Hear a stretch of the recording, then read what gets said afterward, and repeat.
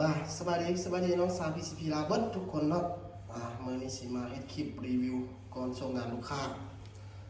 ให้ไอ้น้องแล้วก็รีวิวตามให้ไอ้น้องติดตามไปนำเลยเนาะเบิ่ง เมื่อนี้มี2กระบอกเด้อมี MC แล้วก็ M3 เทอร์มินาโตเนาะแล้วส่วนรหัสก็แม่นตามกันเลยเนาะรหัสแล้วก็ราคาแม่นติดอยู่ในเที่ยงเลยเนาะแล้วเราก็มาเบิ่งกันเนาะว่าในราคานี้ได้อย่างแน่เนาะมาเบิ่งกันเลยเนาะฝากไอ้น้องกดติดตามทางช่อง YouTube ไปเด้อกดติดตามตอนนี้เรามี2ช่องก็คือลูกค้าหลายๆคนได้รู้เลยเนาะเพราะว่าช่วงนี้ลงคลิปจากห้างนิดนึงเพราะว่าไล่ส่งเครื่องให้ลูกค้าเนาะส่วนลูกค้าผู้ใดที่ส่งช้าขออภัยนำเพราะว่าเพราะว่าเขาก็มีช่วงนี้มีเวียกส่วนตัวได้เนาะเรียนเวียกได้เนาะเพราะว่าช่วงนี้ฟาร์มได้มีรายเวียกรายงานแล้วก็ไล่ส่งเครื่องให้ลูกค้าจากซาหน่อยนึงเด้อขอโทษลูกค้าหลายๆเนาะมาเบิ่งกันเลยเนาะM3 เนาะ M3 เทอร์มินาโตราคา15 ล้านเนาะราคานี้ถือว่าได้ครบสุดเลยเด้อครบสุดเลยตัวนี้เนาะครบสุดเลยพร้อมยิงเนาะไอ้น้องเข้าใจเลยว่าคำว่าครบสุดถือว่าพร้อมยิงเลยเนาะไอ้น้องเอาไปแล้วถือว่าใช้งานได้เลยเนาะมีสูบมีอย่างมีกองให้ไอ้น้องเรียบร้อยเลยตัวนี้เป็น M3 เนาะเทอร์มินาโตปี2025เนาะกิบมือเป็นกิบมือ M3 กงตรงรุ่นเลยเนาะตัวนี้เนาะกล้องเป็นกล้อง BSA เนาะมีจำเม็ดทางการเนาะวาล์วเป็นวาล์วซิกเก็ตคือเก้าเนาะวาล์วโคลิเกตหรือว่าซิกเก็ตเนาะ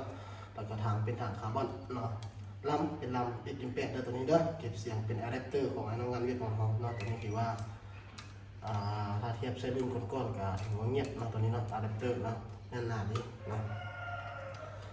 ราคานี่แม่นได้ครบชุดก็15 ล้านเนาะรหัสแม่น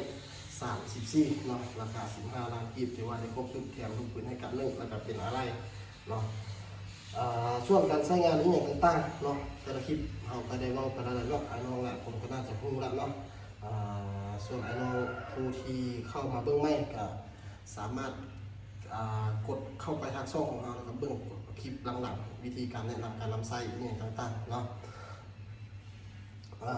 นี่ตามนี้เลยเด้อไอ้น้องเด้อM3 เนาะถือว่า M3 ในราคาครบชุดส่วนไอ้น้องคนใดน้องงบบ่ถึงแต่อยากดิ้น M3 เนาะก็เอากล้องดิสคัฟเวอรี่ก็ถือว่าตัดงบเข้าไปเนาะทางก็เป็นทางอลูมิเนียมก็ถือว่าตัดงบเข้าไปเนาะแต่ว่าอยากดิ้น M3 เนาะเพราะว่าทางงานเขาประกอบตามลูกค้าสั่งแบบใดก็ต้องการแบบใดขึ้นองค์ประกอบแบบใดก็ถือว่าติดตามมาสั่งมาเลยเนาะไปบอกที่2เนาะบอกที่2เป็น MC เนาะเป็นงาน MC เป็นงานสายงอนเด้องาน MC สายงอนโมเดล2025เนาะตัวนี้เนาะคิดมือเป็นคิดมือของ M3 เนาะงามๆเลยเนาะเข้ากับบอดี้มือเนาะวาล์วเป็นวาล์วเซตพันตัวนี้เด้อวาล์วเป็นวาล์วเซตพันเนาะวาล์วเป็นวาล์วเซตพันวาล์วซิกเก็ตเซตพันนั่นแหละข้อต่อห้องลมนี่เป็นเซตพันเนาะทางเป็นทางอลู 0.45 แล้วตอนนี้เนาะราคาลำกับเป็น M8 ส่วนใหญ่ครับเป็น M8 ได้เพราะว่า M8 มันใส่ได้ค่อนข้างมาตรฐาน M8 เนาะเก็บเสียงเนาะเป็นเก็บเสียงบูสต์แนวตัวนี้เป็นห้องลมยาวแล้วตัวนี้เด้อเก็บเสียงบูสต์แนวเป็นห้องลมยาวถือว่าตัวนี้เงียบเนาะเงียบเนาะสำหรับสายเดินป่าถือว่าไซส์ตัวนี้ถือว่าค่อนข้างโอเคเนาะคือการช่วงในการใช้งาน MC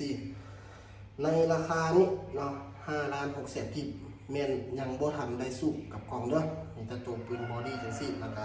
มีลูกปืนแถมไปให้นะเนาะส่วนไอ้น้อง